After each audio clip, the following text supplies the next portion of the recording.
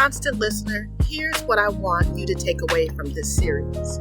WASPS isn't 5 random bad things, nor is it an explanation of progression marching you to your inevitable doom. It is, however, building awareness for how WASPS, worry, anxiety, stress, procrastination, and stagnation interferes with your ability to access, use, and grow your capacity. In May, I was getting ready to graduate. In all of the excitement and a little bit of disbelief, I started thinking about how I got to this point, planning for my doctoral graduation, the fulfilling of a lifelong dream. A few years earlier, I wasn't preparing to walk across the stage and receive a doctorate. I was living out of a hotel room 1,000 miles away from this moment. And let me tell you, there is a whole lot of life between that hotel room and that graduation stage. There was homelessness, starting completely from square one while trying to maintain the well-being of my kids. I changed job titles a few times. I've driven trucks across the country and back again. I've been a hospitality worker and a systems navigator. And in the middle of all of that, I had to keep making decisions. I had to keep seeing what is possible and make decisions about what came next. The moment of graduation was more than the degree and the responsibilities that come along with holding a doctorate. I was thinking about movement. How did I get from there, homeless mama, to here, Dr. Nalita Manoy Hollis? I know I wasn't the only woman who had ever sat in a hotel room wanting something different for her life, because I'd met those same women there, in both the hotel where I'd stayed and the hotel where I'd eventually end up working. And those ladies wanted something different too. I've been working with youth inside systems, encountering families, and teaching for the better part of 20 years, and I kept encountering versions of the same thing. People wanting change. People who could imagine change. People who were being given opportunities for change. But constant listener, wanting to move and being able to move are not always the same thing. And that made me start looking back at my own life differently. I recall the times when I didn't move because I absolutely could not move. There were opportunities I worried about, decisions I became anxious about, moments when the stress of everything I was carrying made one more decision feel like my breaking point. There were seasons when I stayed somewhere physically, mentally, and professionally. In my reflection, I noticed 5 patterns repeated across my journey: worry, anxiety, stress, procrastination, and stagnation. WASPS.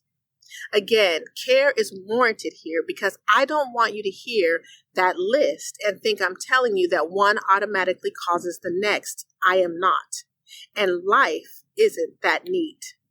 You can procrastinate without being anxious. You can be stressed and still move. You can worry about something and never become stagnant. But what I began to recognize was that every one of these things, every one of these conditions had the ability to interfere with something I needed in order to move. And this interference influenced my ability to think clearly, to make decisions, to adapt, to solve a problem, to recover, to take the next step. Eventually, I found the language for what I had experienced and witnessed others experience, and that is human capacity. Constant listener, think about your phone and everything we've come to expect and demand from them. We communicate in so many forms, from calls to text to video chat. We stream and download music. We watch videos and television and movies. We play games. We hold meetings. We create and store files. We navigate. We film. We photograph. We connect. And if you're anything like me, you've left 20 applications running in the background while you're working, communicating, watching, gaming on the present one. Eventually, your phone begins to overheat. At least that's what mine does. One time, my phone got so hot that it shut off. The message read, "iPhone needs to cool down before you can use it." Everything that phone was meant to do had been temporarily restricted until it got to a safe operating temperature. Constant listener, that's what I want us to think about when we talk about stress. Change comes quickly. It's the transitions both before and after that require the most capacity. We have to navigate what is while trying to move toward what can be. We, at least those of us in the middle of change, aren't ever only doing one thing. I was working, parenting, grieving loss, making decisions about money and housing daily, changing careers, learning new things, trying things that didn't work, starting over when I needed to start over. And yes, eventually driving a truck across the country while working toward a doctorate. Do you know I started the podcast about almost 3 to 4 years ago while driving? I started the podcast 1 Degree to Victory the very year I started school. Every one of those decisions and movements required capacity through completion. Sometimes when we say, I can't handle this, what we really mean is, I have too many things requiring something from me at the same time. In the hotel room, I only had the capacity for 3 essentials: work, pay for the hotel room, and keep my kids fed. I could do that for the month that they had left to finish school, but everything else in my life had been temporarily restricted. And that's where I've had to change the way I think about stress. We're never going to eliminate demands from our lives unless you plan on moving to an island where somebody caters to your every need. And even then, I imagine something is going to require your slight attention. But when you're going through significant change, the demands can multiply before you've had a chance to adjust to the last one.